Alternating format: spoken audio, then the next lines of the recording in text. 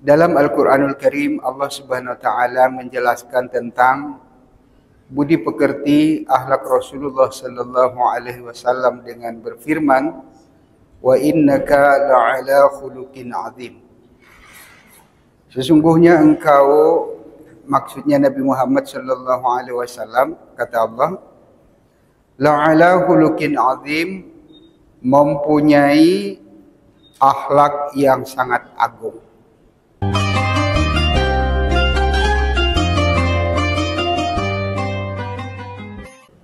Bismillahirrahmanirrahim. Assalamualaikum warahmatullahi wabarakatuh.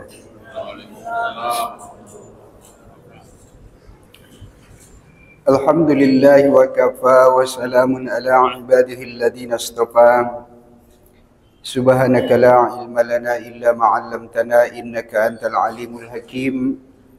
Wa la hawla wa la quwwata illa billahil aliyyil azim. Allahumma arhamna bil Qur'an waj'alna min ahli al-Qur'an. Saudara-saudaraku jemaah salat zuhur yang semoga sentiasa dimuliakan Allah Subhanahu wa taala. Insyaallah kita akan lanjutkan kajian zuhur kita setiap hari Khamis mengenai daripada sirah nabawiyah. Dalam Al-Qur'anul Karim, Allah Subhanahu wa taala menjelaskan tentang budi pekerti akhlak Rasulullah Sallallahu Alaihi Wasallam dengan berfirman, wa innaka la'ala khuluqin azim. Sesungguhnya engkau, maksudnya Nabi Muhammad Sallallahu Alaihi Wasallam, kata Allah, la'ala khuluqin azim, mempunyai akhlak yang sangat agung. Jadi seagung-agung daripada akhlak manusia yang pertama sampai manusia yang terakhir adalah akhlak dan budi pekerti Nabi Sallallahu Alaihi Wasallam. Allah Subhanahu Wa Taala menjaga akhlak Nabi Sallallahu Alaihi Wasallam semenjak Nabi lahir, sebelum diangkat menjadi Nabi, setelah diangkat menjadi Nabi sampai wafatnya Nabi Sallallahu Alaihi Wasallam. Nabi lebih lama bergaul dengan masyarakat jahiliyah dalam masa sebelum Nabi diutus menjadi Rasul. Sebab beliau diangkat menjadi Rasul, kita ketahui bersama umurnya 40 tahun. Artinya 40 tahun lebih banyak digunakan Nabi bersama orang-orang Arab Quraisy jahiliyah di Makkah dibanding dengan Nabi setelah diangkat menjadi Rasul sampai Nabi wafat selama kurang lebih 23 tahun lagi. Tetapi akhlak Nabi Sallallahu Alaihi Wasallam di tengah-tengah suasana masyarakat yang begitu bejat, yang tidak ada pada waktu itu istilah halal dan haram. Semua halal, semua boleh. Adat-adat jahiliyah, pertunjukan-pertunjukan mereka, pentas-pentas mereka, musik-musik mereka, minuman, judi merupakan perbuatan yang terlalu ramai pada masa itu. Tapi Nabi Sallallahu Alaihi Wasallam begitu dijaga oleh Allah Subhanahu Wa Taala. Dalam Al-Quran Allah pernah memberi satu gambaran dengan kalimat labanan khalison, artinya susu murni yang tempatnya di antara darah dan kotoran. Allah mengibaratkan susu yang posisinya diapit oleh darah dan kotoran, tetapi susu itu tetap harum seperti adanya susu seperti sedia kalanya dan tidak terkontaminasi bau daripada kotorannya dan tidak terkontaminasi daripada bakteri-bakteri yang ada dalam kotorannya. Susu itu murni Jadi begitu Nabi SAW hidup di tengah-tengah jahiliyah, Allah Subhanahu wa taala jaga Nabi SAW. Jadi saudara-saudaraku, apa yang membuat seseorang itu selamat di tengah-tengah suasana maksiat ini? Kita ini tidak dapat terlepas daripada keadaan alam yang semakin gila sampai menjelang hari kiamat. Maksiat sudah begitu ragam dan akan lebih beragam lagi. Keadaan semakin kacau akan semakin lebih kacau lagi. Politik yang semakin rumit dan akan semakin sangat rumit lagi. Jadi inti yang dapat menyelamatkan susu tadi adalah tidak ada bocor. Kalau seandainya ada satu titik bocor dari tempat susu tadi ke dalam kotoran atau darah, maka susu itu terkontaminasi.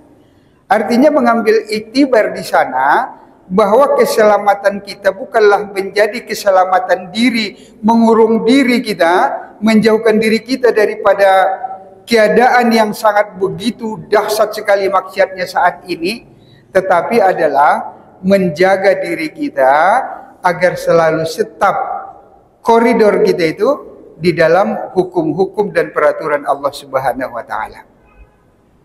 Karena menurut bahasa terjemah secara bahasanya yang disebut dengan akhlak tadi itu yaitu sifat yang ada dari dalam yang memicu keluarnya sifat-sifat di luar.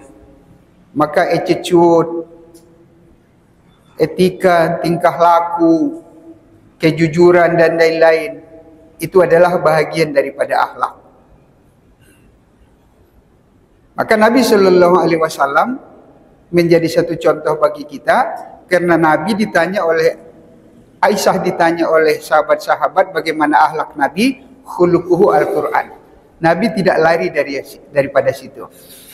Jadi kalau kita mau selamat, kita ada di dalam bagaimana petunjuk Al-Quran kepada kita. Kalau menyelamatkan diri tidak keluar-keluar, tidak dapat. Walaupun kita kurung anak kita sekarang ini dalam kamar supaya tidak terkena kontaminasi maksiat, itu bukan jalan yang terbaik hari ini. Karena hari ini kita di dalam kamar beratus-ratus maksiat hari ini boleh masuk ke dalam bilik. Karena dunia yang semakin canggih, sains, informatika, teknologi yang hebat saat ini, yang sudah mendunia, yang hari ini kita orang tua kalah dengan anak-anak kita. Anak-anak kita kalau main itu HP itu, Masya Allah, kadang-kadang kita tidak dapat tandingi mereka. Jadi kalau dibuat di bilik saja, itu bukan salah satu jalan alternatif, tapi dengan membekalinya dengan agama. Sungguhnya karena yang dari dalam itulah yang menunjukkan kepada luarnya. Saudara-saudara, satu hari Umar bin Khattab radhiyallahu anhu pergi mengadakan inspeksi, dia berjalan. Maka bertemulah dia dengan seorang anak yang sedang memelihara kambing. Maka Umar bertanya, "Wahai anak kecil, juallah seekor kambingmu untuk saya." Apa jawab anak ini? "Wahai Tuan, kambing ini bukanlah milik saya. Kambing-kambing ini adalah milik daripada majikan saya." Kemudian Umar bilang, "Kamu bilang saja sama majikanmu, satu ekor kambingmu telah dimakan oleh serigala." "Ya Tuan, itu boleh saya bilangkan kepada majikan saya, kalau kambingnya satu ekor telah dimakan serigala. Tapi bagaimana nanti, apa yang dapat saya sampaikan di hadapan Allah di akhirat? Apa nanti yang ingin saya sampaikan di hadapan Allah? Kalau kepada majikan saya boleh cakap begitu, apakah kepada Allah saya boleh mengucapkan seperti itu? Sementara Allah mengetahui hal ini semuanya." Saudara, anak kecil yang pada waktu itu yang tidak keluar daripada koridornya tadi, seperti susu yang tidak bolong, tidak terkontaminasi, maka itulah contohnya iman yang muncul dalam tingkah lakunya sehari-hari, membuat Umar menjadi meneteskan air mata. Sehingga Umar bilang, di mana majikanmu? Bawa saya ke sana. Dan Umar langsung menebus anak itu untuk dimerdekakan. Dengan kejujuranmu, kau merdeka di dunia. Dan semoga nanti di akhirat, kau pun dimerdekakan Allah daripada azabnya. Saudara-saudara, jadi akhlak ini bahagian salah satunya adalah kejujuran. Hari ini mencetak orang pintar mudah. Di mana-mana universitas hari ini banyak mengeluarkan orang-orang S1, S2, S3. Tetapi untuk mencetak yang berakhlak mulia, ini sangat susah sekali, saudara-saudaraku. Dan apabila hari ini seorang pintar, seorang pejabat berani berbuat curang, itu adalah indikator keburukan daripada imannya. Kalau dia berani berbuat curang, dia telah menipu dirinya. Kalau dia berani menipu dirinya, berarti dia telah juga menipu Allah, juga menipu umat. Saudara-saudaraku, kita lihat Nabi Yusuf alaihissalam. Macam mana Nabi Yusuf alaihissalam? Nabi Yusuf alaihissalam mempertahankan kejujurannya, mempertahankan imannya. Dia rela masuk penjara. Tapi dari lepas masuk penjara, dia menjadi pejabat. Hari ini apa yang terjadi? Karena iman tidak dapat dipertahankan, setelah jadi pejabat baru masuk penjara.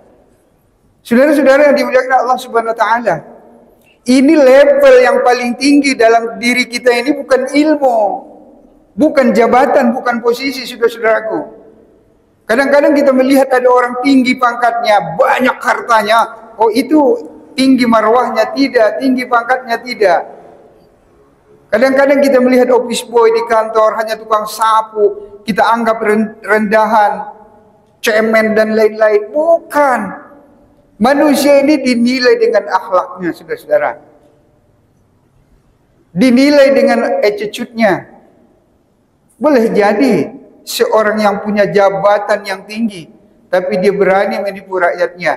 Sungguh dia orang yang paling hina di dalam kantornya. Dia menipu negaranya. Sungguh dia orang yang paling hina di dalam jabatannya. Jadi intinya saudara-saudara, kalau ibaratkan iman itu seperti akar sebagai pondasi, Islam itu sebagai batangnya, maka salah satu rantingnya adalah sholat. Maka buah sholat itu apa? Ta'muruna bil ma'ruf wa tanhauna 'anil munkar, mencegah kita perbuatan keji dan perbuatan mungkar. Kemudian puasa, bukan menahan diri buahnya, tapi menahan. Puasa itu dapat menjaga diri kita seperti seolah-olah sentiasa dilihat Allah. Walaupun kita di mana-mana tidak berani kita berbuka karena kita merasa dilihat Allah. Begitu juga yang lain-lain. Maka akhlak ini adalah buah daripada setiap amal. Jadi kalau ada orang semakin hebat amalnya, semakin bobrok akhlaknya, inilah indikasi amalnya belum diterima. Amalnya masih ada masalah. Jadi Rasulullah sallallahu alaihi wasallam diutus oleh Allah, wa ma arsalnaka, diutus oleh Allah Subhanahu wa taala, innama bu'istu liutammima makarimal akhlak. Sungguhnya aku diutus, kata Nabi, untuk menyempurnakan akhlak daripada manusia. Maka akhlak ini sangat tinggi, saudara-saudaraku, dan dia lebih tinggi daripada ilmu itu sendiri. Mudah-mudahan kita dapat mengambil hikmah daripada akhlaknya Nabi sallallahu alaihi wasallam, sehingga sahabat-sahabat menjadi mulia karena mereka mengkopi sifat dan akhlak Nabi di dalam kehidupan mereka.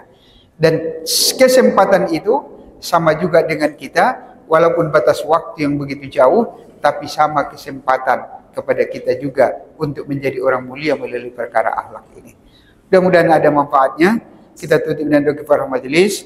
Subhanallah bihamdihi, subhanakallah wa bihamdika, asyhadu an la ilaha illa anta, astaghfiruka wa atubu ilaik. Assalamualaikum warahmatullahi wabarakatuh.